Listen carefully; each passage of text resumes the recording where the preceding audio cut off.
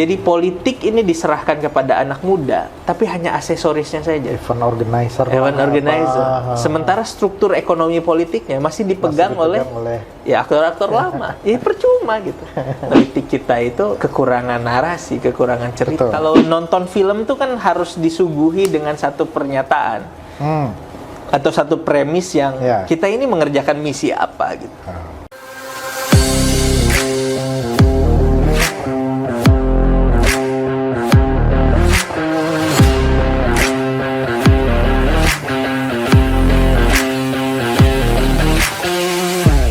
Hai Sobat Politician Academy, selamat datang di The Politician, podcastnya Politician Academy.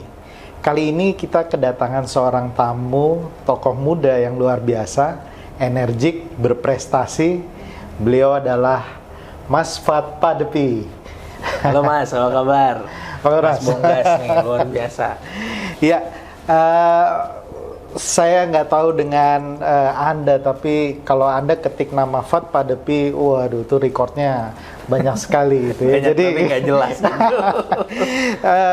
Sebuah kebanggaan untuk The Politician, kita bisa kedatangan beliau dan beliau ini predikatnya banyak sekali gitu ya. Kalau kita search di Google, wah, mulai dari aktivis, mulai dari penulis, mulai dari politisi, bahkan masuk, nanti kita korek lebih lanjut. Tapi Mas Fuad, mungkin untuk perkenalan awal, boleh nggak kita diperkenalkan dengan Mas Fuad, apa karirnya setelah lulus dari, kalau nggak salah, Hubungan Internasional Universitas Muhammadiyah Yogyakarta. Iya. Ya, setelah itu kemana, apa yang dilakukan, boleh diceritakan, Mas? Iya, jadi saya memang kayaknya nggak cocok sama profil-profil yang ada di dunia kerja gitu, di dunia industri gitu. Tadi penulis, kemudian aktivis, ya itu kan yang lazim. Saya dari SMA itu udah berpikir bahwa saya tuh pengen jadi pencerita gitu, storyteller. Karena waktu itu saya dapat pencerahan lah gitu ya. Everything is a story. Gitu. Jadi boleh tahu siapa tuh yang memberikan inspirasi seperti itu? Apakah dosennya atau buku. Penulis? Ada penulis ya. Saya baca buku. Kan kita sering dengar istilah ada Homo sapiens, Homo erectus dan lain sebagainya. Suatu ketika saya dapat buku judulnya Homo narans. Jadi manusia itu makhluk cerita. Wah, ini apa? Saya baca. Kemudian di situ ada gium atau satu premis bahwa everything is a story. Story itu yang menggerakkan peradaban itu cerita. Nah, kebetulan saya suka cerita, saya baca buku cerita, saya nulis cerita. Jadi saya udah nulis dari SMP gitu. Tapi kemudian saya bertanya, emang kalau jadi pencerita itu kita bisa, ya di situ diceritakan bahwa cerita bisa mengubah dunia. Tapi kan kenyataannya kita lihat the so-called pencerita, cerpenis gitu, novelis itu ya belum lah gitu ya, belum dikatakan bisa mengubah masyarakat dan lain. Secara ideal mungkin ya gagasannya menginspirasi dan lain sebagainya. Jadi sebetulnya sejak lulus tuh saya mencari, kira-kira saya tuh bisa bercerita dengan enak itu di mana gitu. Makanya saya jadi penulis, jadi aktivis, mencoba dunia bisnis, jadi PNS. Saya PNS dulu. Sempat jadi PNS? Sempat jadi PNS. Saya dulu setelah lulus jadi peneliti di LIPI. Itu PNS-nya di situ. Tapi kebetulan saya merasa ruang cerita saya terbatas. Gitu. Dan mencoba mencari ruang cerita yang lebih luas. Dan sekarang sampai di satu titik di mana politik ini butuh cerita gitu, makanya saya masuk di politik. Tapi masih agak terlalu singkat nih, karena beliau juga Mas Fuad ini aktif di inilah.com. Itu bidang bisnisnya. Ini ada hubungan sama politik nih. Ini. Ya ada. Ada juga. Bukan ada tuh dalam pengertian gini. Ada tuh dalam pengertian ya karena everything is a story tadi. Maka sebetulnya saya percaya bahwa tugas kita itu dalam tanda kutip ya merangkai cerita. Nah, cerita itu butuh medium. Jadi kalau ya kantor ini cerita gitu sebetulnya. Kemudian media apalagi gitu. Media adalah tempat cerita itu disirkulasikan. Kemudian organisasi juga bisa bergerak, bisa berjalan dengan cerita. Nah, sebetulnya semua eksperimen, saya sebut eksperimen perjalanan profesional atau perjalanan karir saya, itu dalam rangka mencari ruang cerita aja. Ruang cerita. Dan kebetulan saya memimpin inilah.com sekarang. Saya bercerita di sana. Saya juga kemudian ya punya misi lain sebagai individu gitu yang pengen mengubah masyarakat gitu. Dan kalau kita ingin mengubah itu diantaranya adalah harus dengan harus dengan power gitu. Dulu kan kalau kita di HI belajar tuh dikit-dikit power gitu. Jadi power itu definisinya banyak gitu. Tapi ya power itu ya harus dimenangkan gitu, harus direbut, dan diantaranya instrumennya adalah politik. Power play gitu. Yes. Nah, sebelum masuk ke politik, satu lagi saya pernah dengar mengenai umroh untuk semua. Iya. Betul. Umroh gratis. Gerakan umroh gratis. Nah, itu gimana? Boleh diceritain? Karena ini agak beda dengan politik ya. Ini apa drive dari pribadi atau ada dorongan dari mana kalau untuk gerakan itu? Ya, saya memang ya itu dulu di-trigger oleh kasus-kasus penipuan umroh gitu ya. Jadi kan dulu sempat rame lah. Betul. Banyak umroh murah gitu. Orang tertarik, ternyata ada skema yang nggak sesuai gitu. Dan banyak yang tertipu. Nah, saya melihat bahwa banyak orang yang udah nabung tahunan gitu, bahkan diceritakan ada yang nabung 10 tahun, dari sisa berjualan gagal berangkat.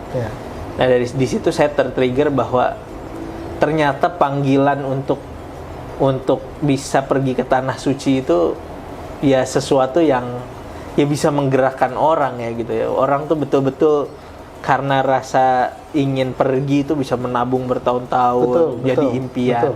Betul. Dan saya ini aja tergerak aja sama teman-teman. Awalnya sih gimana ya, kalau kita beberapa yang gagal berangkat kita bantu gitu. Satu kali. Itu crowdfunding berarti ya? Crowdfunding. Jadi awalnya saya bertiga. Dikirim link berita waktu itu, ini gagal berangkat. Kita berangkatin yuk. Patungan bertiga nih, berempat. Berempat lah dengan saya. Terus berangkatin, terus saya ceritain bahwa saya punya Facebook, waktu itu di Facebook gitu, saya ceritain. Banyak yang protes japri saya, kok gua nggak diajak sih, ada berangkatin orang gini, kok gua nggak diajak. Ya udah, yang japri itu saya tampung, adalah sekitar 10-12 orang teman-teman sendiri. Ya udah, berangkatin orang kedua, lebih banyak lagi teman-teman yang protes gitu, kok gua nggak diajak. Ya udah, kita bikinlah gerakan umroh gratis. Alhamdulillah waktu itu kita memberangkatkan berapa? Sampai 26 orang. Luar biasa itu. Kalau rata-rata mungkin di angka 18-20 juta, lumayan juga terkumpulnya ya. Tapi itu lumayan. Melalui media sosial. Media sosial. Ya memang saya punya saya punya satu kanal sendiri gitu ya di satu platform crowdfunding gitu. Saya memang sering mencari. Pada awalnya sih gini. Banyak kan kalau saya nulis gitu ya, caption atau nulis artikel, ada pembaca yang kirim email atau komentar gitu. Dia merasa terinspirasi, merasa tergerak, merasa berubah hidupnya. Saya merasa bahwa memang naratif itu atau kekuatan cerita itu bisa mengubah orang, menggerakkan orang. Nah, pada awalnya kalau mungkin sekarang kalau dilihat akun saya di platform crowdfunding itu mungkin udah 1,5 miliar lebih gitu ya. Dana yang dikonsolidasikan dari cerita gitu. Dan orang nyumbang 1.000, 2.000, 3.000. Awalnya saya punya satu pertanyaan gitu. Emang mungkin tulisan itu atau cerita itu memang bisa menggerakkan gitu. Mungkin nggak? Nah, saya bikin case-case gitu, kayak bantu orang, memberangkat orang umroh tadi, bantu renovasi rumah, bikin jembatan pesantren, bangun pesantren gitu. Ternyata banyak dari campaign yang saya buat itu, meskipun saya bukan public figure yang sangat terkenal gitu ya, ternyata orang bisa tergerak dengan cerita kalau sesuatu dinarasikan dengan baik. Dan kalau kita bisa bangun cerita itu juga bukan hanya sesuatu yang sifatnya terpisah dari realitas gitu ya. Jadi orang bisa merasakan juga trust-nya gitu. Orang bisa merasakan juga credibility dari cerita itu. Orang sebetulnya akan ikut bergerak gitu, siap bergerak. Dan untuk di Indonesia, saya pikir itu sangat mungkin sekali ya, karena masyarakat Indonesia kan pada dasarnya Iya, sebetulnya peduli dengan orang lain gitu ya. Bukan hanya kepo terhadap urusan Iya, orang lain iya. gitu, tapi juga mereka juga sering tersentuh juga dengan cerita-cerita yang Iya, benar dan baik itu ya. Dan apa ya, sebetulnya mungkin kalau kebaikan itu sesuatu yang jadi sifat asli orang Indonesia gitu ya, mudah tersentuh, Betul. empatik gitu Ya, pada orang empathetical, gitu, terus pengen ikut terlibat itu kalau ada gerakan kebaikan. Sebetulnya yang kurang adalah mengorganisasikan ininya, cerita kolektifnya. Kolektif naratifnya itu nggak kuat gitu sebetulnya. Jadi kan sebetulnya udah jadi rahasia, bukan rahasia lagi ya. Publik Indonesia ketika ada bencana semua membantu. Betul. Ketika ada misalnya ya bahkan di lingkungan keseharian kalau ada tetangga yang susah membantu. Kemarin cerita waktu Covid, banyak misalnya tetangganya kena Covid, kirim makanan, kirim sayur dan lain sebagainya. Sebetulnya gotong royong dan rasa ingin membantu tuh udah ada di masyarakat Indonesia. But tapi apa ya, kita ini defisit cerita gitu, defisit naratif gitu. Sehingga yang sedang saya lakukan adalah kita harus punya harus punya case study dan juga exercise gitu, di mana cerita itu betul-betul diorganisasi dan diorganisasikan sehingga orang tuh bergerak dengan meaning gitu. Tidak impulsif kindness gitu ya. Jadi kalau kebaikan yang sifatnya impulsif itu kan ya memang saya pengen bantu gitu. Tapi memang kalau misalnya cerita dalam hal ini kan konotasi cerita juga ya, orang menganggapnya cerita itu rekaan, cerita itu dong. Padahal naratif itu sebetulnya adalah bahan bakar dari semua hal gitu. Kita bisa ketemu di sini karena dua cerita yang berkorelasi. Ketemu relevansinya, maka kita podcast gitu. Maka kita bisa mengamplifikasi dua cerita yang berbeda gitu. Misalnya Politician Academy, kemudian punya program The Politician, saya punya cerita, dia mengamplifikasi menjadi satu naratif yang lebih besar gitu. Naratif ini yang terbaik dalam bentuk tulisan atau dalam bentuk lisan? Sebenarnya bisa dua-duanya. Iya, bisa apapun. Bisa gitu apapun. Ya. Jadi saya baca buku John Truby namanya. John Truby itu menulis buku The Anatomy of Stories. Jadi anatomi cerita. Jadi cerita itu katanya syarat dari cerita itu 4. Pertama, sequences of events.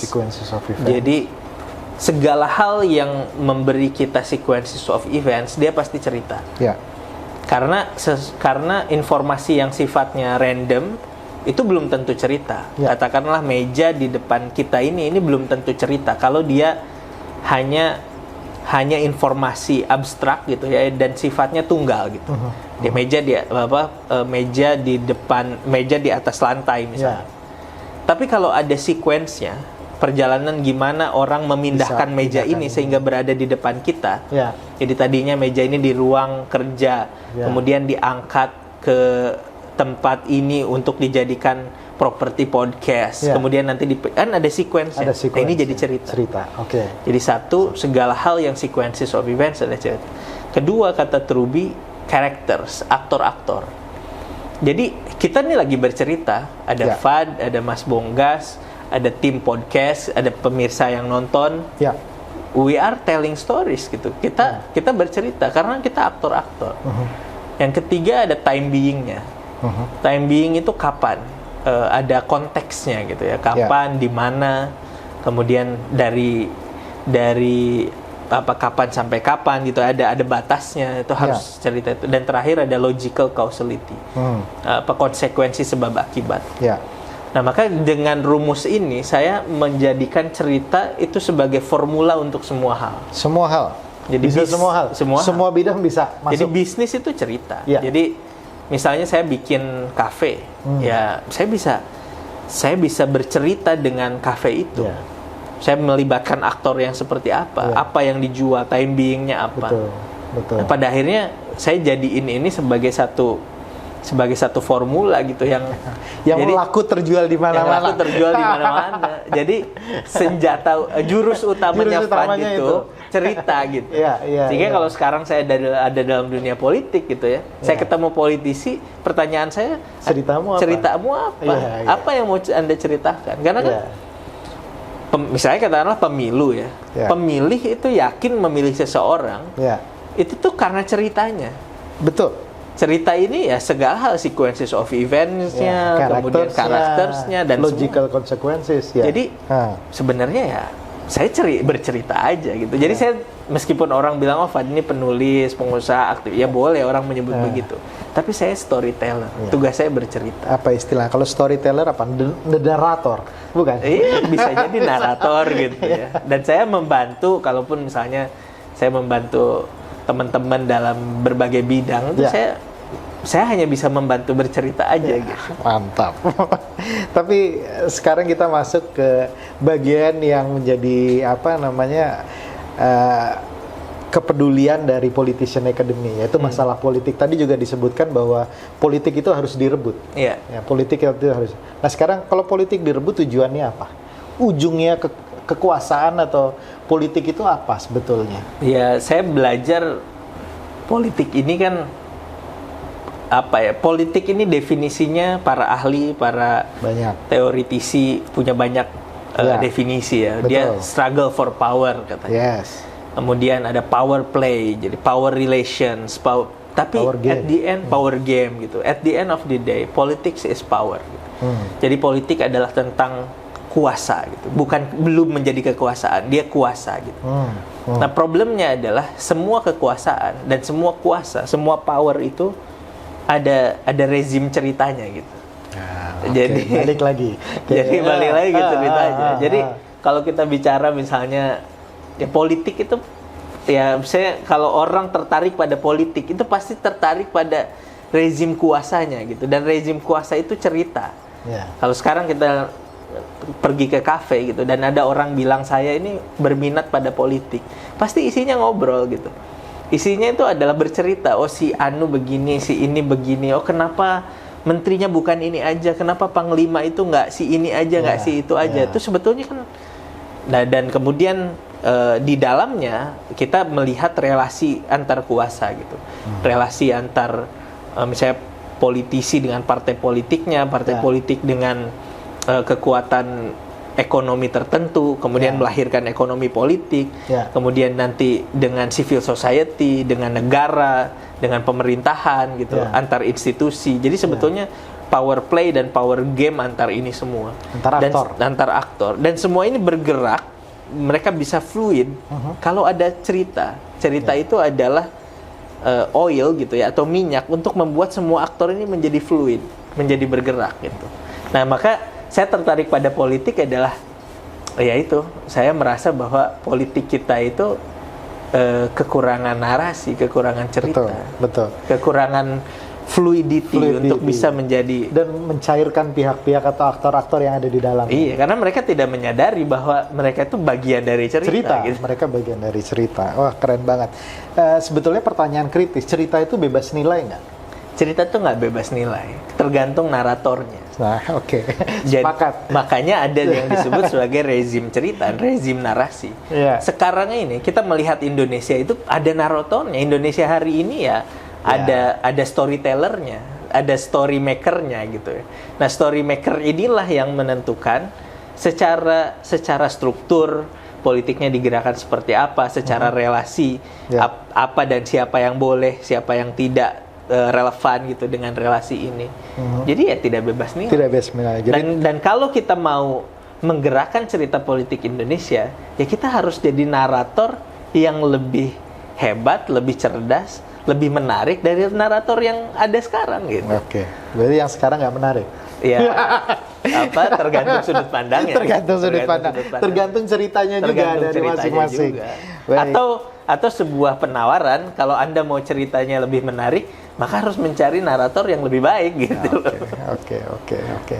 Jadi narator ini fungsinya bisa sangat-sangat menentukan gitu kan. Dia bisa mengarahkan dukungan politik, dia bisa mengarahkan bagaimana masyarakat berperilaku atau bagaimana aktor-aktor politik itu bergerak satu sama lain. Dan gini, kita kan karena politik kita ini sangat kaku gitu ya, dan terlalu kaku, tidak menarik gitu ya. Bahkan anak muda misalnya kita bicara politik dan anak muda tidak tertarik pada politik ya karena politik ini jadi SOP gitu.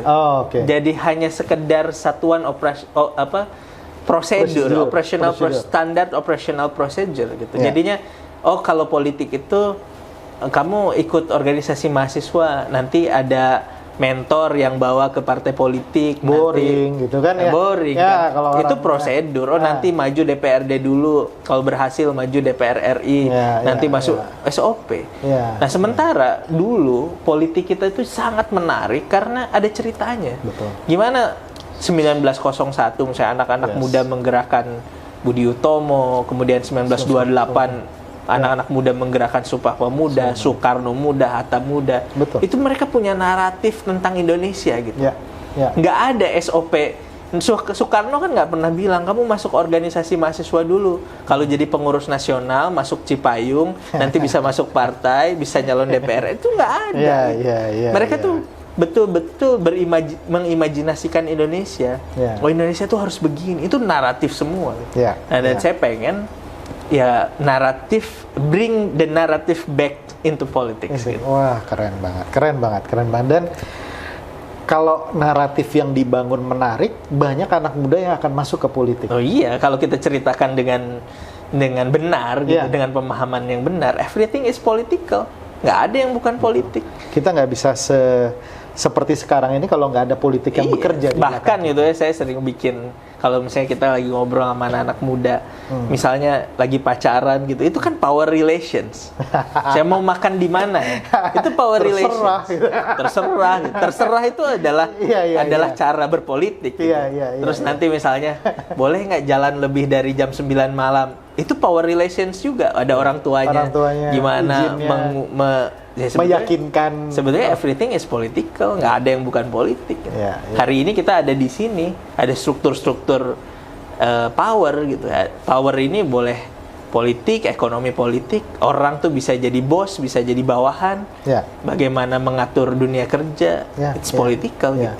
Menurut Mas Fat, kira-kira cerita seperti apa yang membuat anak-anak muda ini bisa tertarik kembali untuk masuk ke politik dan kemudian melihat politik ini bukan sebagai sebuah dunia yang kotor, yang kejam, penuh intrik, manipulasi.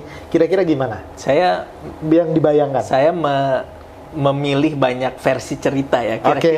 Kira-kira apa sih yang bikin anak muda ini menarik gitu? Kan kalau dulu versi ceritanya, ayo anak muda adalah pemimpin masa depan bangsa gitu. Anak muda harus terlibat karena pewaris estafet kepemimpinan bangsa. Menarik sih, klise. Menarik sih buat anak muda, tapi ini nggak kalau nonton film tuh kan harus disuguhi dengan satu pernyataan atau satu premis yang kita ini mengerjakan misi apa gitu. Nah, maka saya selalu bilang bahwa kita ini harus punya imajinasi baru tentang Indonesia gitu. Dulu Indonesia itu jadi seperti ini kan sebelum proklamasi, Mas. Sebelum ada Sumpah Pemuda, Indonesia itu belum ada. Yang ada adalah kumpulan suku-suku gitu ya. Kemudian belum ada. Makanya Ben Anderson bilang Indonesia itu imagine community. Jadi masih dibayangin gitu loh. Gimana ya kalau ada Indonesia? Nah, karena ada imajinasi bersama, maka anak-anak muda kumpul bersepakat gimana kalau kita punya tanah air yang satu, punya bangsa yang satu dengan instrumen bahasa yang satu. Maka itu adalah strategi politiknya anak muda waktu itu. Nah, sekarang Indonesia itu sudah jadi. Bahkan udah merdeka lebih dari 76 tahun ya. 76 tahun Indonesia merdeka gitu. Tapi pertanyaannya adalah kita mau ngapain ke depan? Indonesia seperti apa yang mau kita bangun? Nah, pertanyaan itu nggak pernah ditanyakan oleh negara kepada anak muda, nggak pernah ditanyakan oleh kampus, oleh sekolah. Nggak ada pertanyaan imajinasi Indonesia seperti apa. Nah, harus ada imajinasi tentang Indonesia masa depan. Maka hari ini misalnya ada premis Indonesia Emas 2045, ada premis Indonesia as a global maritime axis, macam-macam lah gitu ya. Pertanyaannya, coba minta dong anak muda mendefinisikan itu, sehingga kita punya misi yang mau kita capai. Nah, misi itu butuh aktor, misi itu butuh sequences of events. Gimana caranya mencapai itu? Apa yang mau kita bikin? Kemudian misi itu butuh aktor. Salah satunya anak muda, butuh time being. Dari sekarang sampai 2045 berapa tahun? Butuh logical causality. Misalnya anak muda yang pengusaha harus ngapain? Anak muda yang intelektual harus ngapain? Anak muda yang aktivis harus ngapain? Sehingga tercapai semua yang dibayangkan tentang Indonesia masa depan itu. Sebenarnya saya kemana-mana ngajak anak muda ngobrolin itu. Jadi politik itu tidak selalu tentang kamu mau maju di mana, dapilnya apa. Kamu mau maju dari partai apa. Itu semua instrumen gitu. Kalau kita selesai dengan pikiran bahwa oke, Indonesia ini harus begini, anak muda terlibat caranya begini, nah kita cari cara. Kita cari instrumennya. Nah, instrumen itu bisa dipilih sesuai dengan kesesuaian relevansi ideologi, relevansi kenyamanan, apapun itulah gitu. Kemudian barulah kita berpikir caranya apa. Oh, si Anu mungkin nggak usah jadi anggota DPR, si Anu nggak usah jadi kepala daerah, si ini jadi karena banyak peran dalam politik tuh banyak sekali gitu. Iya, betul. Ini menarik ya, karena kebanyakan bayangan orang terjun ke politik itu terjun sebagai legislatif atau eksekutif saja. Gitu ya. Nah, kemudian dengan pandangan seperti ini, Mas, memperbaiki dari dalam. Anak-anak muda memperbaiki dari dalam. Kalau memperbaiki dari dalam itu lebih efektif dibandingkan kalau cuma jadi penonton dari luar. Itu menurut Mas Fat gimana? Iya, sebetulnya satu, kita harus bisa juga memperbaiki perspektif bahwa yang disebut aktor politik itu satu paket gitu ya. Dia bukan hanya, jadi kan di kita ini agak nggak adil gitu ya. Kalau dia aktornya, maka sisanya supporter. Padahal supporter juga atau pemilih, dalam hal ini pemilih. Sekarang saya tanya misalnya, kalau ada anak muda mau jadi anggota legislatif, calon anggota legislatif atau calon kepala daerah, apakah dia merasa bahwa dirinya lebih penting dari konstituennya? Banyak kan merasa lebih penting, maka pilih gue dong. Harusnya kalau kita ngerti politik, nggak lebih penting. Karena konstituen itu yang dilayani. Karena konstituen itu yang dilayani, apalagi pemimpin itu cerminan dari rakyatnya, dari konstituennya. Maka sebetulnya kerja edukasi politik dan kerja memperbaiki politik Indonesia itu dua-duanya. Kita harus menghasilkan aktor politik yang paham politik dan ngerti cara mainnya.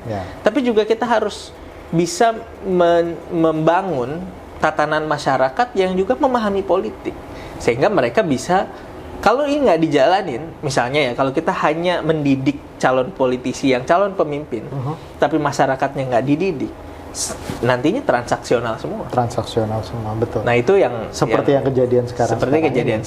Dan itu setiap pemilu masyarakat nunggu serangan fajar, menunggu politik uang bergerak di situ, gitu ya, dibandingkan dengan melihat visi misi program dan lain sebagainya. Dan sedihnya kan kadang-kadang kita tiba di satu cul-de-sac yang gimana lagi, kalau orang main itu kita juga harus main itu, karena masyarakatnya belum berkembang. Nah, saya percaya ini nggak akan selesai 5 tahun, ini nggak akan selesai 10 tahun. It needs generation to change the culture gitu. Tapi kalau nggak kita mulai, dulu Soekarno dan kawan atau generasi 1928 nggak yakin juga bahasa Melayu ini bisa jadi bahasa Indonesia gitu.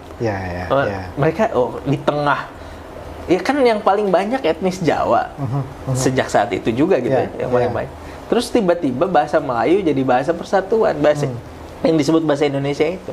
Saya yakin mereka juga ragu, ini trial apa and error bisa juga mungkin ya. Ini apa bisa? Tapi setelah dilakukan, ini mau 100 tahun Sumpah Pemuda, setelah nanti kemudian kita melihat ternyata kita ini adalah negara yang sepakat dalam berbahasa gitu. Bahkan banyak negara lain yang nggak sepakat gitu. Betul, betul. Kita ini negara yang dalam berbahasa itu sepakat, ya udah bahasa Indonesia. Ini luar biasa. Nah, dan ini digerakkan oleh imajinasi, digerakkan oleh cerita. Nah, sehingga kalau sekarang kita nggak punya sama sekali imajinasi bahwa nanti orang Indonesia itu akan politically literate, yang akan dimulai. Nah, mulainya sekarang. Gitu. Ya. Oke. Ini makin menarik, tapi saya ingin menarik sedikit ke peran dari Mas Fad ini di lembaga yang sekarang, Amanat Institute. Sebetulnya apa misi? Kalau dalam konteks cerita itu tadi, misi dari Amanat Institute apa? Amanat Institute itu sebetulnya kalau boleh disimplifikasi, dia think tank gitu ya. Think tank. Dia think tank. Jadi think tank yang kemudian mencoba merumuskan hal-hal yang bersifat strategis gitu. Karena naratif itu strategis gitu. Jadi kalau di model kebudayaan lama itu pencerita, dalang itu levelnya elit gitu ya. Karena nggak bisa semua orang. Jadi sebetulnya ada satu impian juga gitu di benak saya bahwa politik, partai politik, institusi politik itu harus sudah mulai memikirkan sesuatu yang sifatnya strategis gitu ya, sesuatu yang sifatnya metakognisi, sesuatu yang sifatnya naratif gitu, bukan hanya technicalities politics gitu ya. Technicalities politics itu berapa TPS, berapa dapil, berapa jumlah saksi, kemudian uang yang dibutuhkan berapa, itu technicalities dalam politik.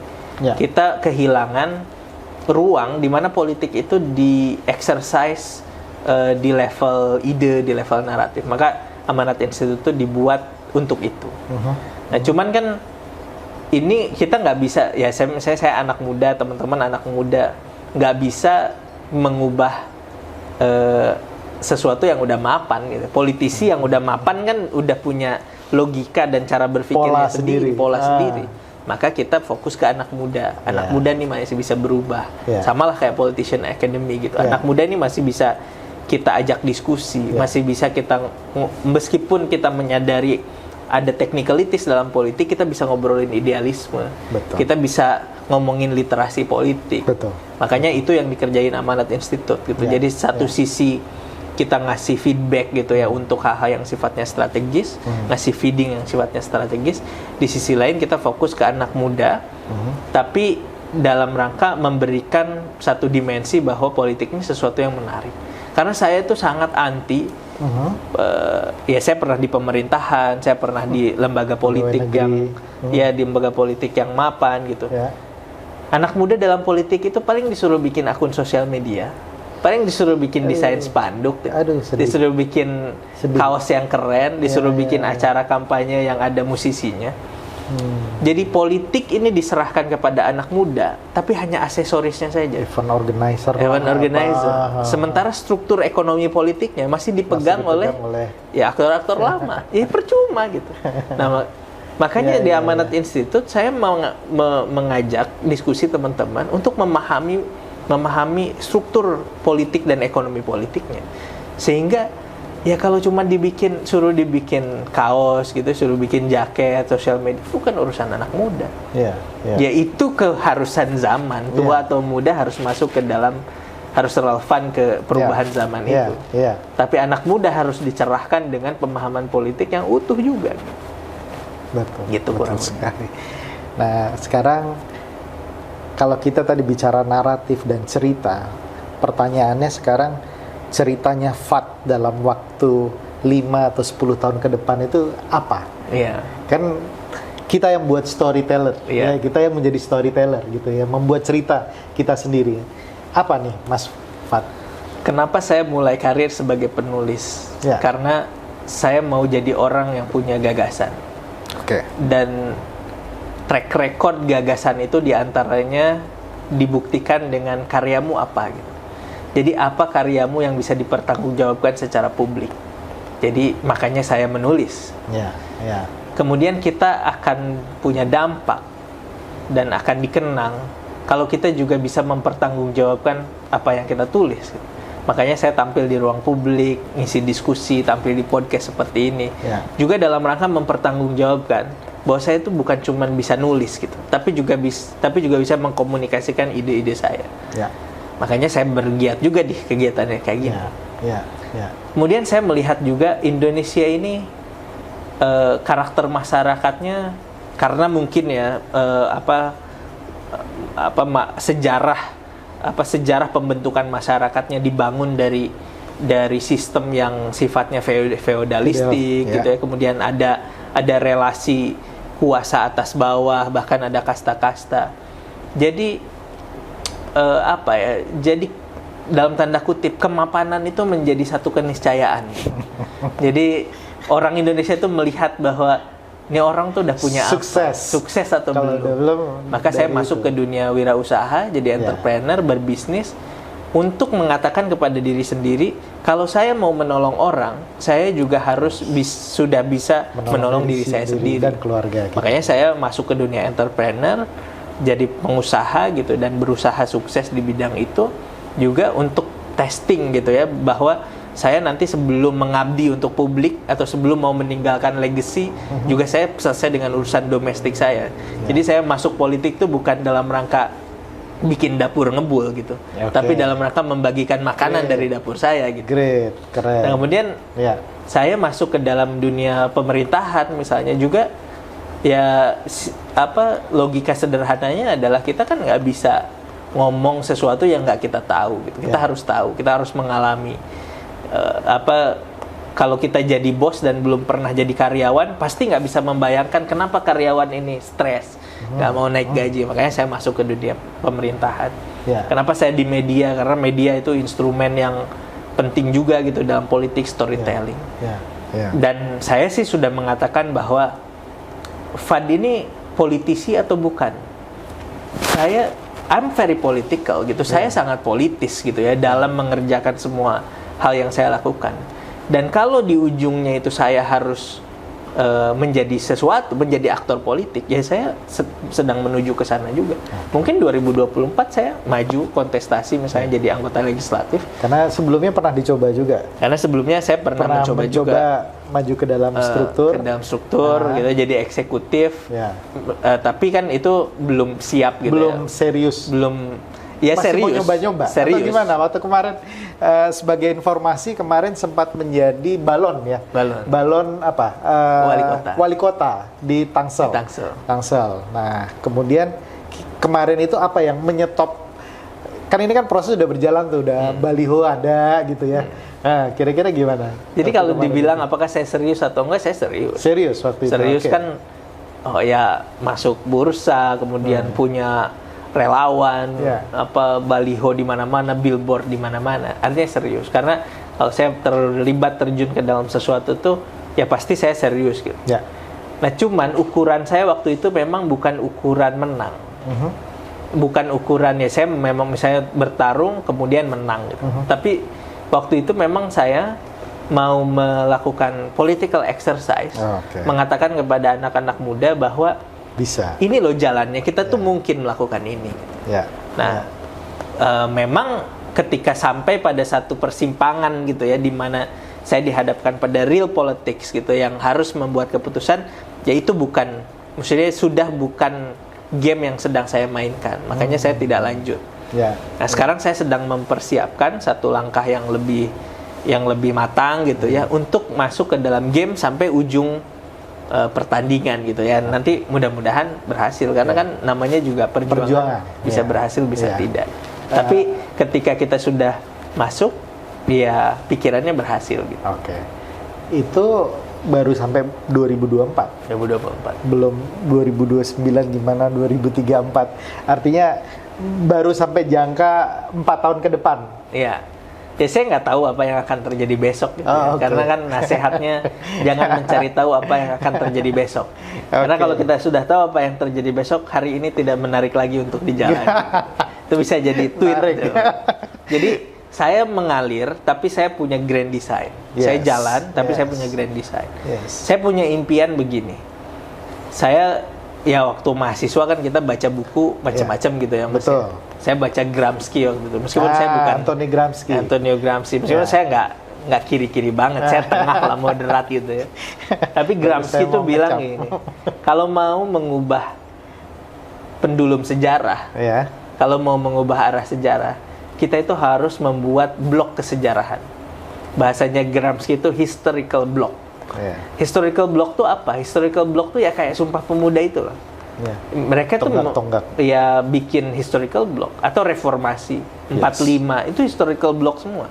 98 reformasi itu. Nah, sekarang kita tuh nggak punya historical block anak muda. Belum ada. Belum ada. Mau ngapain sih Setelah anak muda? 98 ya? 98. Mau ngapain? Nggak ada. Nah, salah satu cita-cita saya pengen bikin blok historis anak muda itu. Paham. Nah, blok historis anak muda, atau blok historis generasi saya gitu. Ya.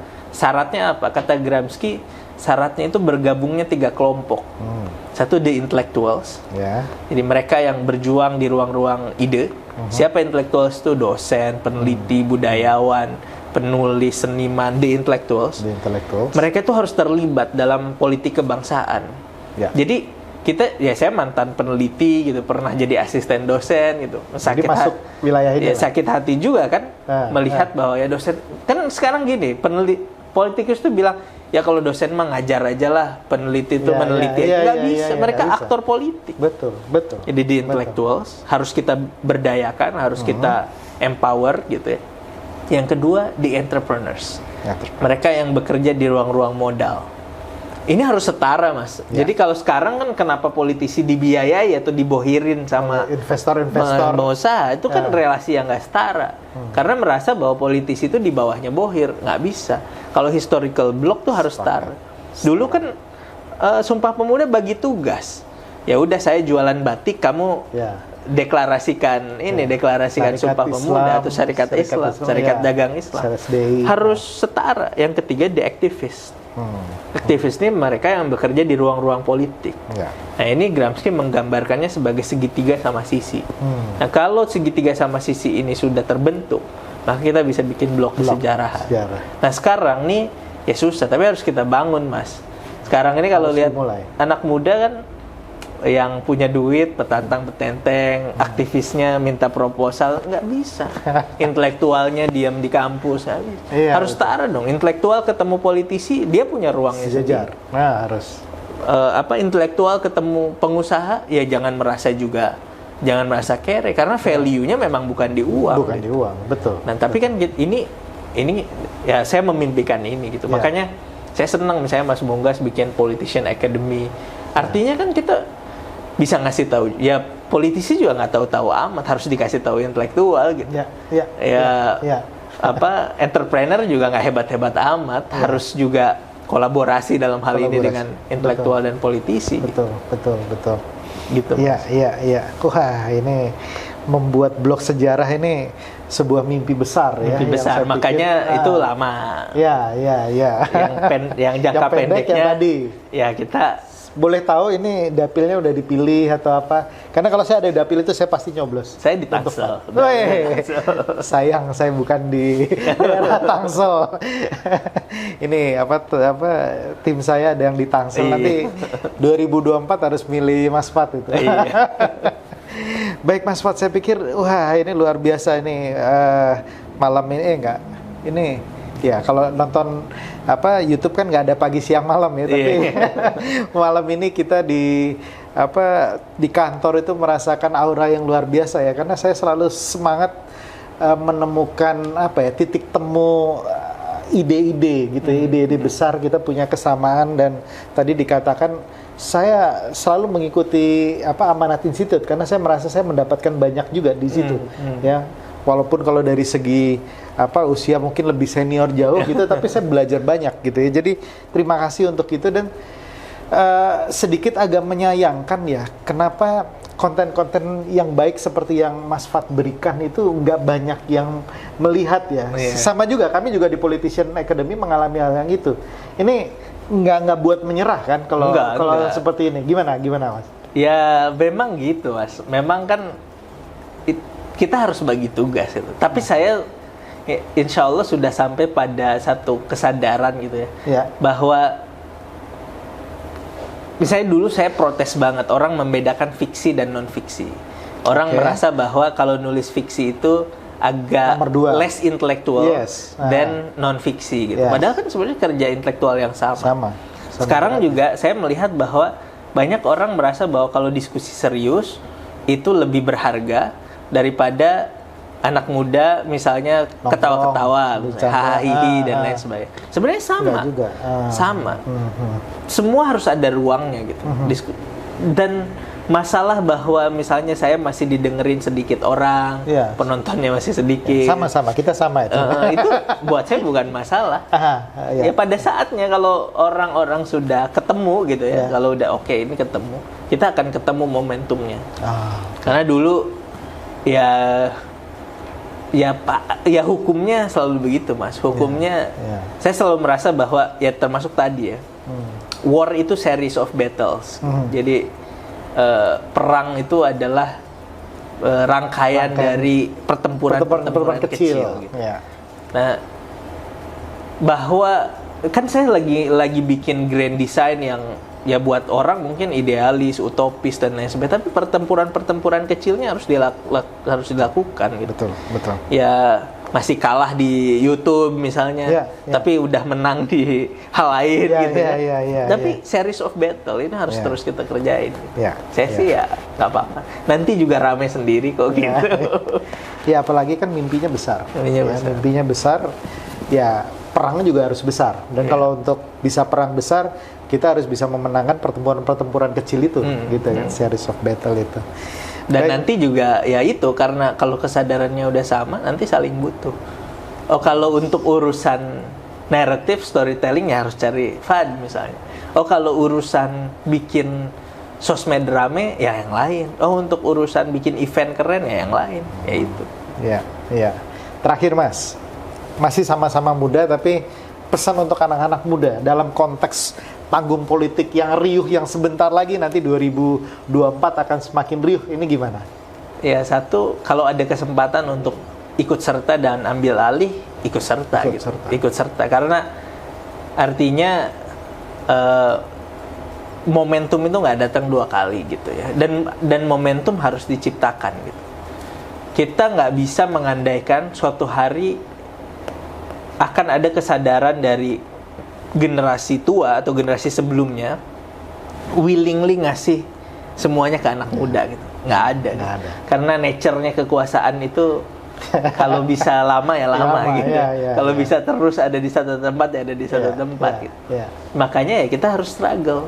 Harus struggle for power gitu. Jadi pesan saya mungkin sama anak muda, kalau ada di frekuensi yang sama, saya lagi ngerjain tugas ini nih. Saya lagi ngerjain tugas sejarah saya yang ini. Mungkin teman-teman bisa mengisi tugas sejarah yang lain gitu ya. Tugas sejarah yang lain, jadi aktor di bidang lain, jadi influencer misalnya, jadi apapun gitu ya. Intellectual entrepreneurs atau aktivis gitu. Nah, saatnya kolaborasi. Karena kalau kita kolaborasi, maka blok kesejarahan itu akan kejadian gitu. Pasti nggak bisa dikerjakan oleh sedikit orang. Pasti rame-rame. Sekarang kita tahu bahwa ya Sumpah Pemuda itu kan rame-rame gitu. Cuman kita juga nggak tahu siapa-siapa aja tuh orangnya gitu. Cuman beberapa aja yang kita tahu. Tapi pasti rame-rame itu. Ya. Baik, kolaborasi. Penting. Kerjakan tugas masing-masing. Di satu titik kita sama-sama kolaborasi untuk kemajuan, untuk kehebatan Indonesia. Luar biasa. Terima kasih Mas Fad untuk diskusinya malam ini di podcast The Politician. Demikian rekan-rekan Sobat Politician Academy, The Politician akan terus menggali pikiran-pikiran cerdas dari anak-anak muda di seluruh Indonesia. Tunggu terus The Politician di edisi-edisi berikutnya. Terima kasih dan salam perubahan.